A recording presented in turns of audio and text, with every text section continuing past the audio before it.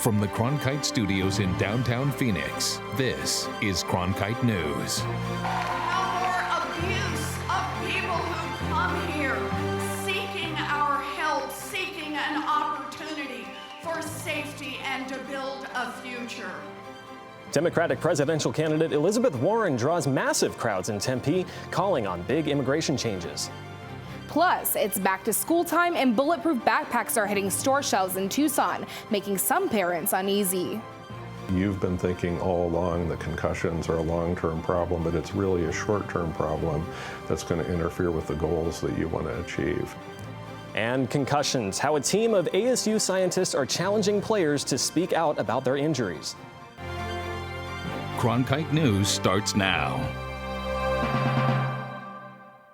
Good evening and welcome to Cronkite News on Arizona PBS. I'm Kevin Thompson. And I'm Gabriella Collage. Thank you for joining us.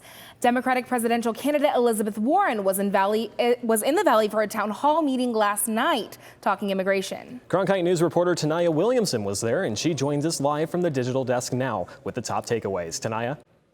Thousands of people gathered last night to see and hear Senator Warren speak on what she would do if she were elected president. It was the senator's 116th town hall so far in her campaign.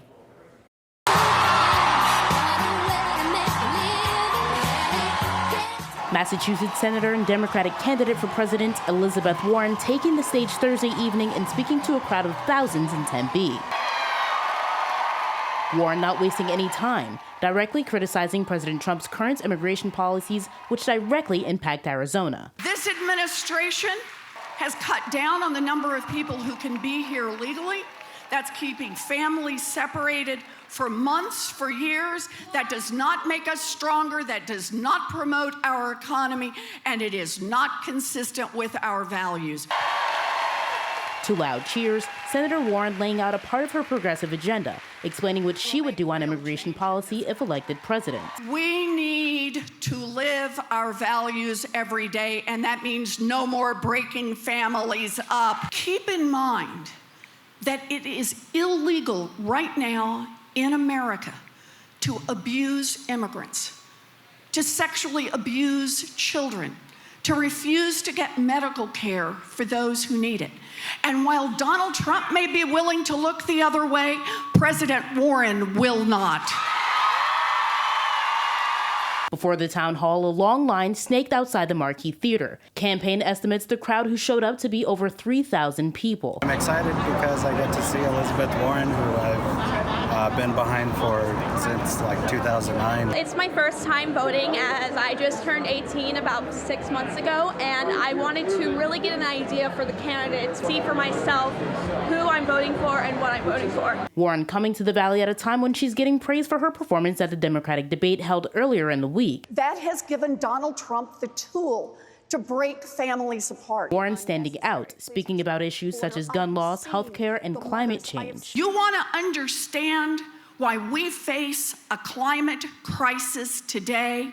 It's 25 years of corruption in Washington that kept our government from doing what needed to be done.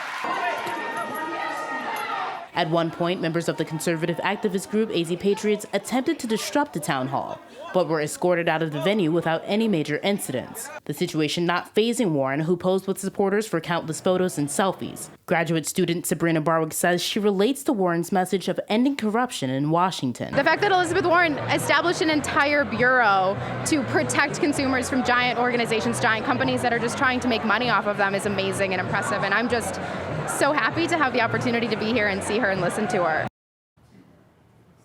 According to a new post-debate survey, Senator Warren is in third place with about 15% of Democratic voters. Her next town hall will be held tonight in Henderson, Nevada. Live at the digital desk, Tanaya Williamson, Cronkite News. Thanks, Tanaya. Right now, the Phoenix Police Department is implementing a new policy procedure to better track when an officer points their weapon at someone.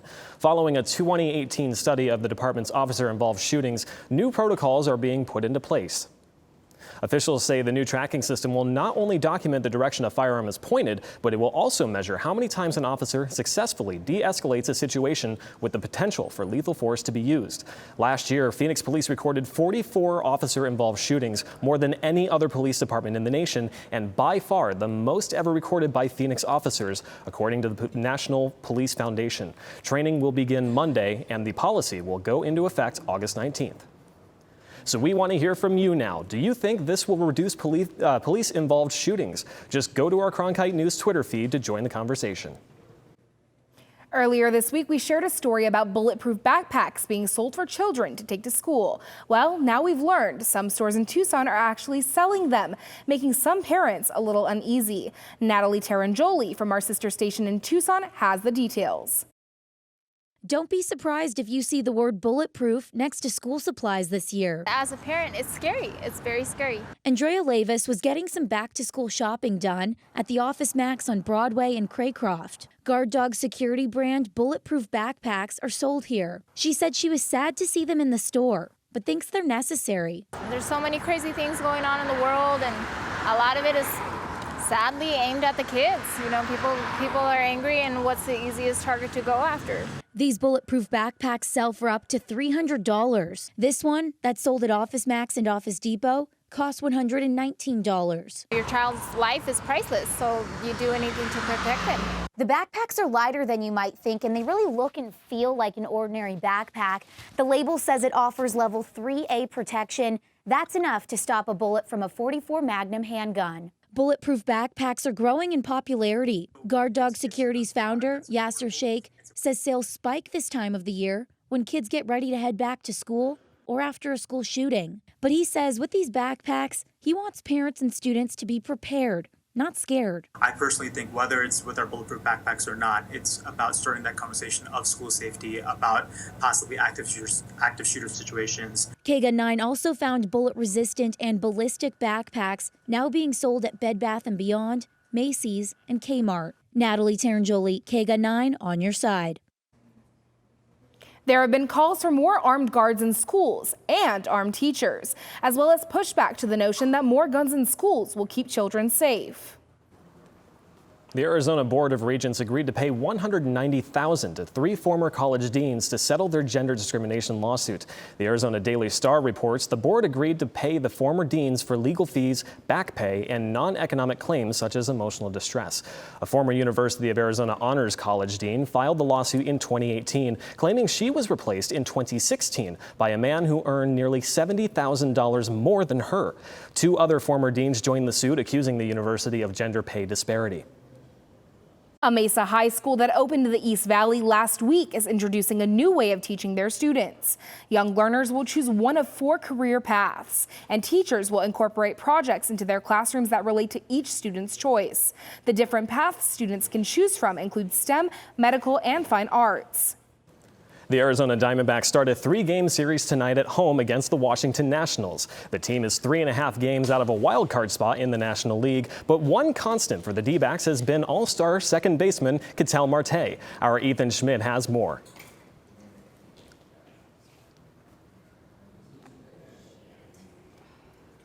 Can't keep pulling on that, Frankie, while I'm on air.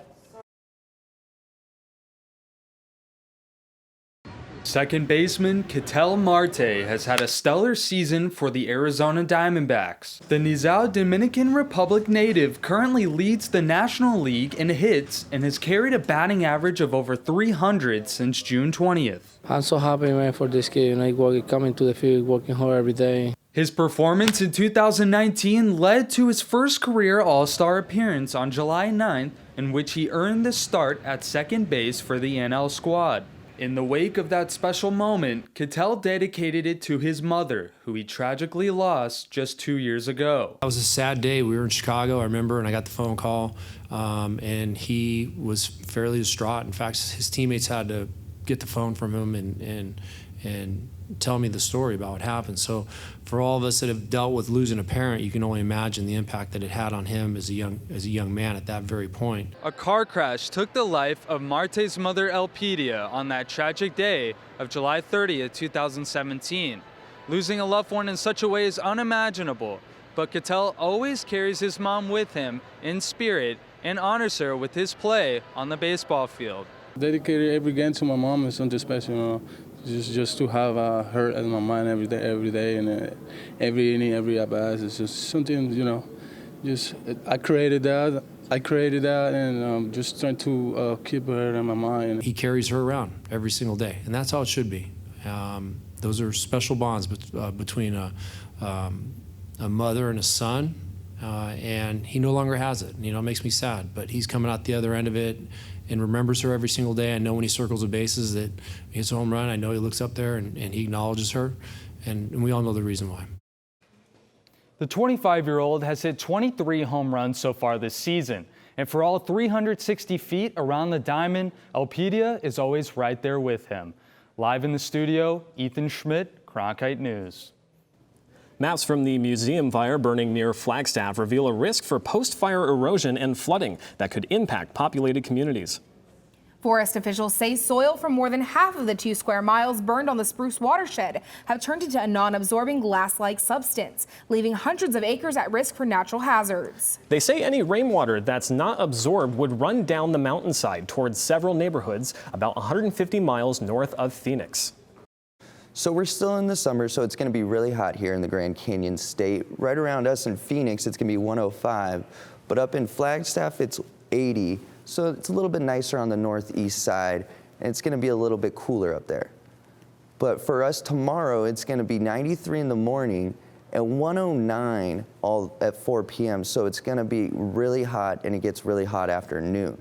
So if you want to do anything outside, I'd always say bring some water with you or a cool towel. For the rest of the week, though, it's going to be a high for the week on Monday with 112. And then on Wednesday, it looks like we might have a scattered thunderstorm coming in, and it's going to be 105, which keeps the humidity up. But then on Friday, we cool down, and it's only going to be 102. Live from the Weather Center, it's Ryan Sundin. Student athletes often fail to report head injuries to medical personnel or their coaches, and as a result, they return to play before recovering from a concussion.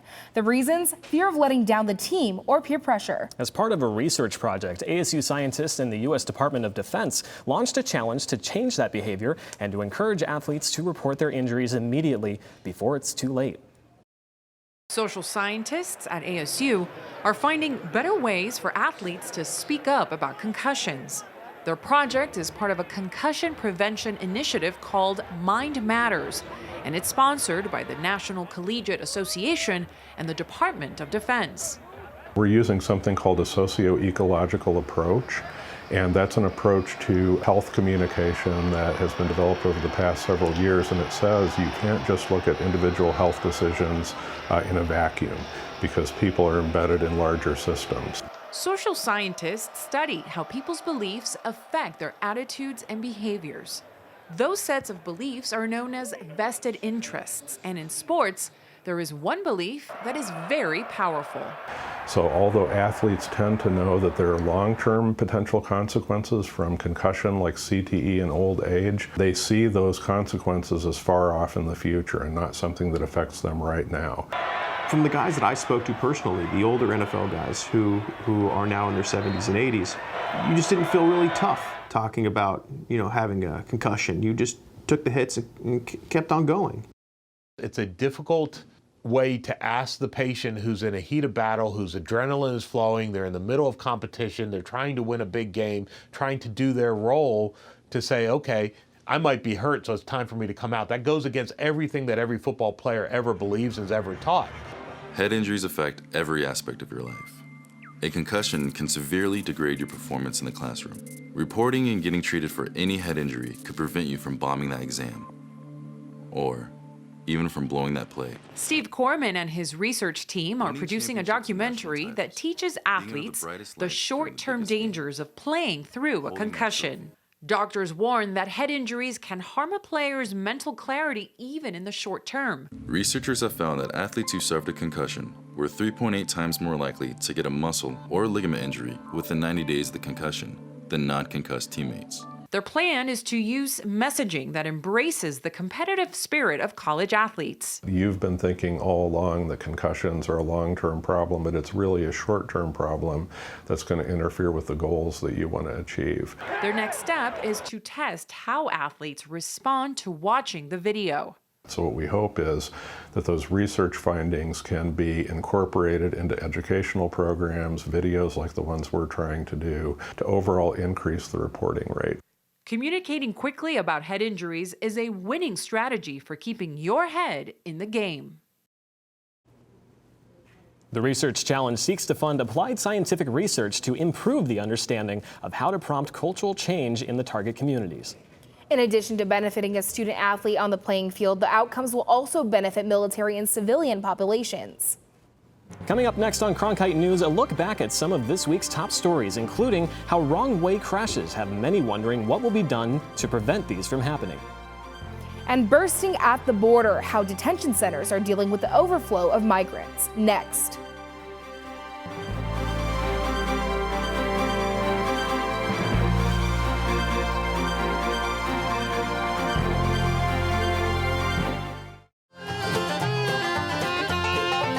All of its children had come to the Mother Church of Country Music.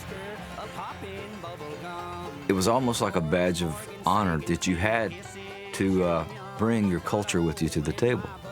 That's why Bob Wills and his guys brought us Western music. That's why Hank Williams brought the South with him from Honky Tonks. Johnny Cash brought the Black Land Dirt of Arkansas. Bill Monroe brought music out of Kentucky bluegrass music. Willie Nelson brought his poetry from Texas. Patsy Cline brought her heartache from Virginia. I mean, it was the most wonderful parade of sons and daughters of America that brought their hearts and their souls and their experiences, and it gave us a great era in country music.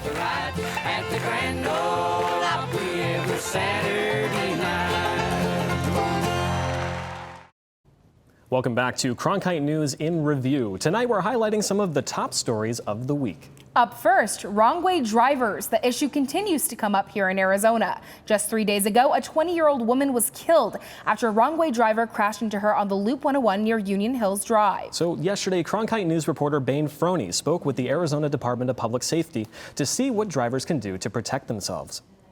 According to the Arizona Department of Public Safety, there's been over 1,000 reports of wrong-way driving in 2019.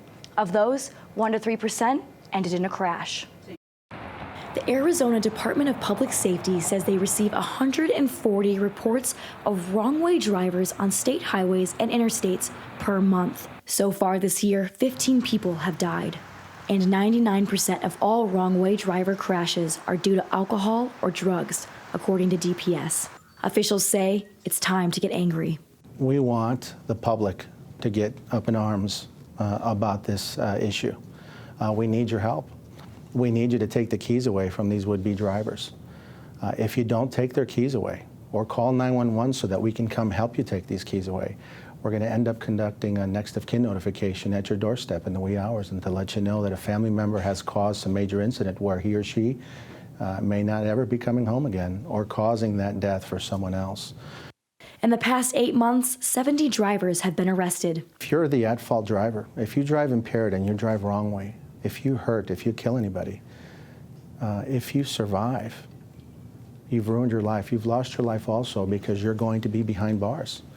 These incidents are being taken and charged as homicide, second-degree murder. Arizona Department of Transportation sent out a news release stating, "It's important to note that wrong-way technology, including thermal cameras, cannot prevent someone from being a wrong-way driver, nor is it designed to physically prevent crashes."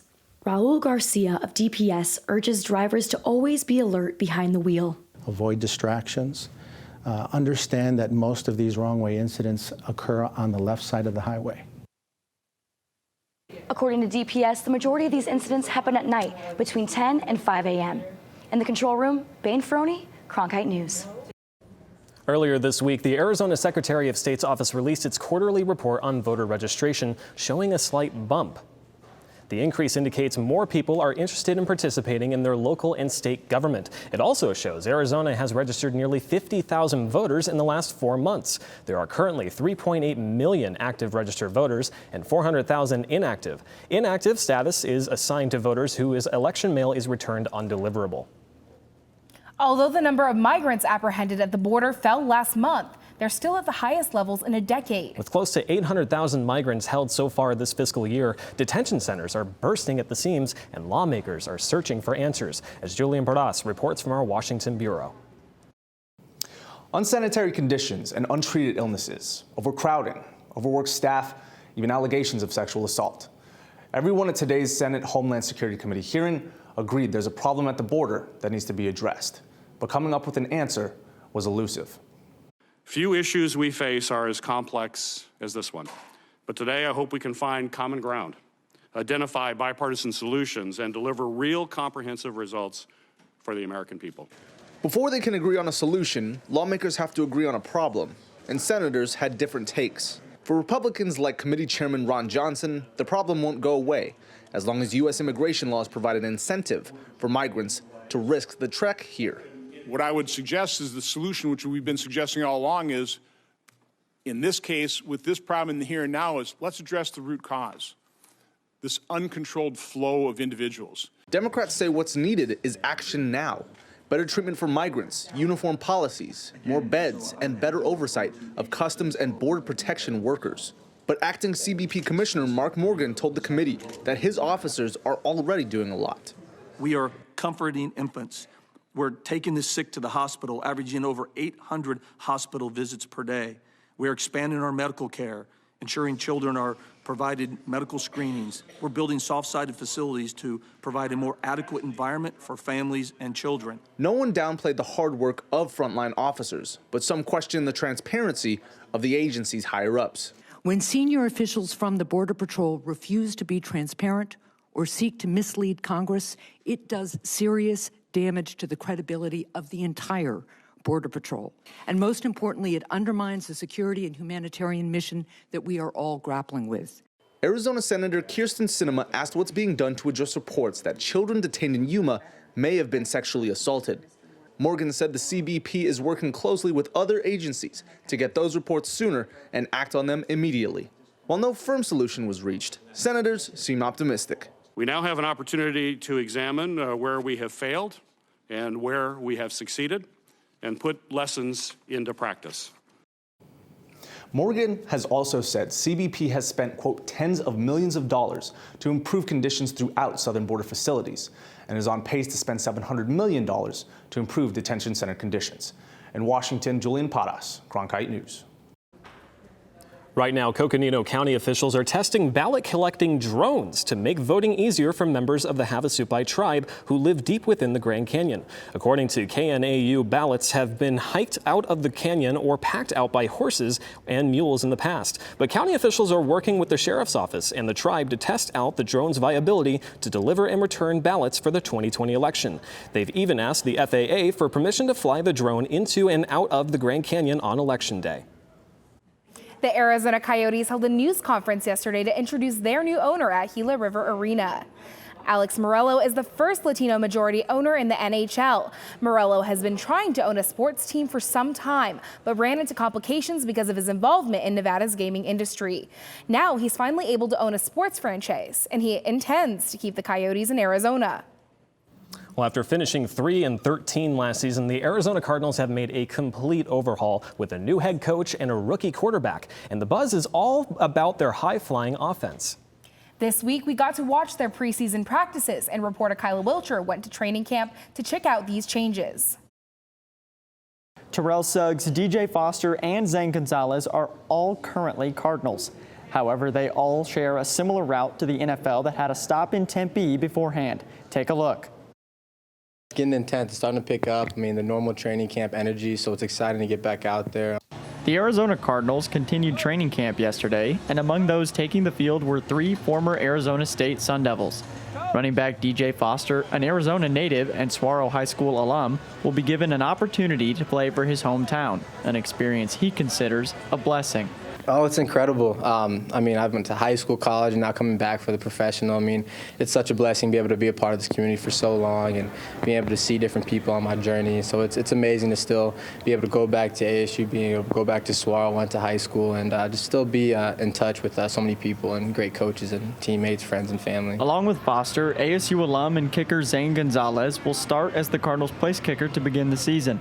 Gonzalez is looking forward to all of the newly acquired young talent heading into his second year with the team. I mean, the culture's been amazing. We got a whole lot of new players, new coaching staff. Atmosphere is amazing, and I think it's really competitive.